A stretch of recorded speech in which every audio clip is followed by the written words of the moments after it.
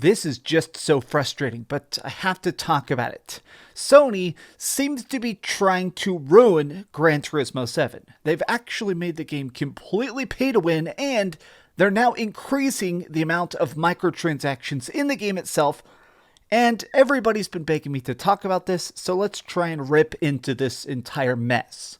What's up, gamers? DreamcastGuy here, and to be honest, I've been loving Gran Turismo 7 quite a bit. I did a big review of it that kind of went a little bit viral, and it's been a fun time. I think that Gran Turismo 7 is a very good mix of lifelike graphics, tons of tracks, literally hundreds of cars. It is a big and very glorious game. But now, Sony has been just doing these series of tiny patches that, instead of improving the game, are making it dramatically worse. But now, it seems like they're doing this to try and milk you. Check this out. Following criticism of its microtransactions, Gran Turismo 7's latest update has modified some race winnings to make it even harder to earn cars. Now, why would they do this? That's because the best vehicles in Gran Turismo 7, the ones you'd actually want to drive, are the ones that cost millions and millions of in-game dollars, which means that the only way to do that is to grind, to race, and to eventually unlock them, or swipe your credit card. Now, a lot of people have actually specifically been begging me to talk about this. I even see people tagging me. You said this is one of the greatest racing games of all time. Let's see if you call them out. Well, Art, this is me officially calling them out. Let's look at the math itself. Microtransactions have been heavily criticized inside of Gran Turismo 7, and to be honest, I think it's very, very well earned. I think people being upset by this are very, very accurate.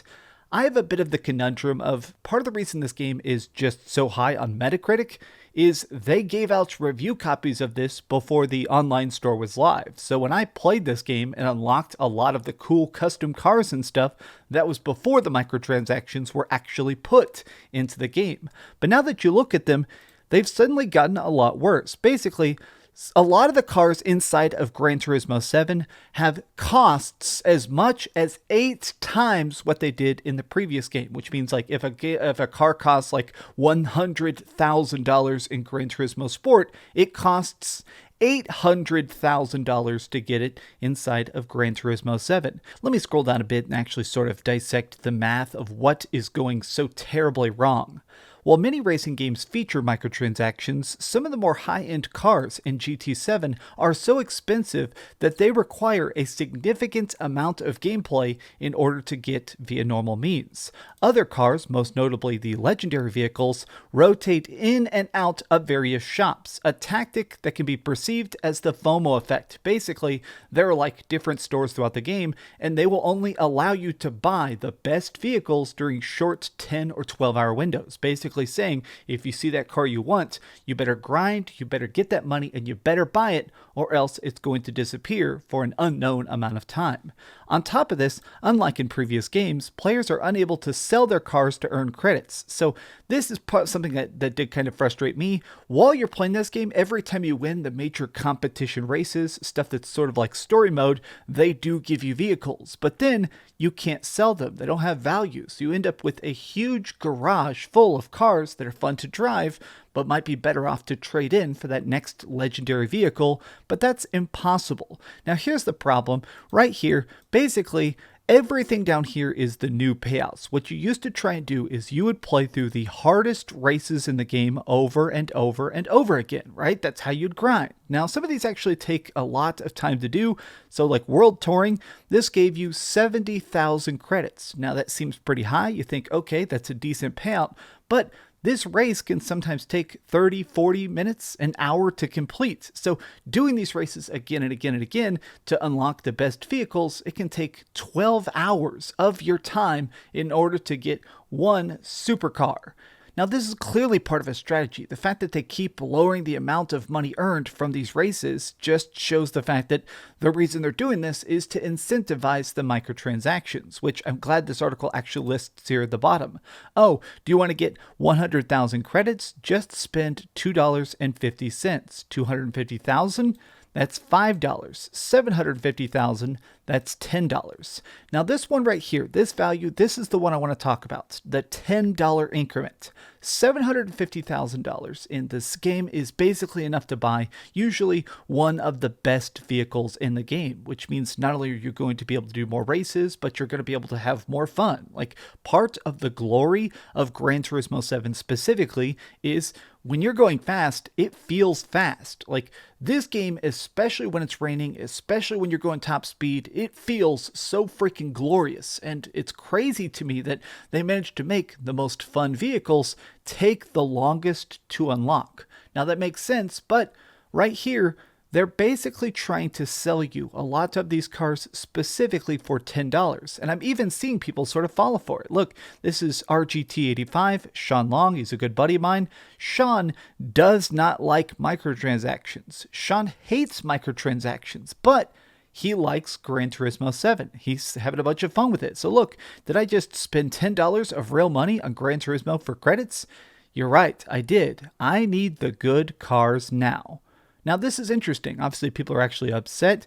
This is microtransactions and their predatory practices. They'll never go away.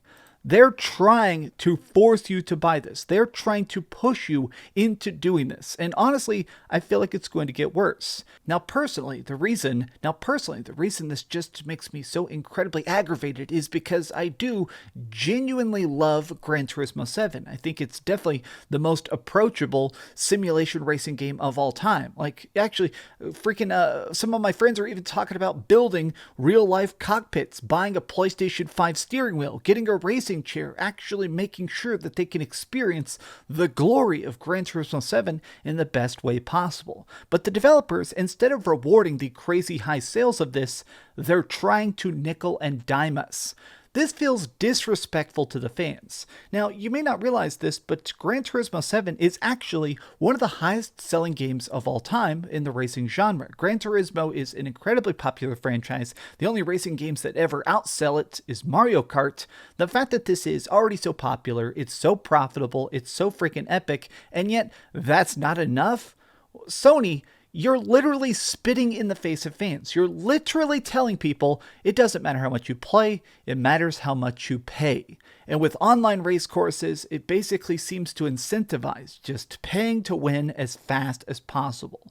Even in this article, they basically talk about the fact that you should just pay $3. Look right here. It would take $40 to actually buy one of the best vehicles in the game, the Porsche 1919, since it costs $3 million. It would cost you $40 to get one vehicle that is epic and smooth and great. Look at this. All these cars, numerous cars, cost $40 each in a video game that already costs $60 or $70 depending on where you buy it. This is dumb. You know, I just feel like even the developers probably don't want to do this. This is Sony trying to push the edge of what they think is acceptable. They know that the fan base loves this. They know that the whole point of the game is to get the best cars possible, and they're going to try and force you to swipe your credit card to get it. What a mess. You know what? I like to call out companies because I hope somebody sees this. Lower the prices, up the amount of money we get from races, make this all ridiculously slimmed down.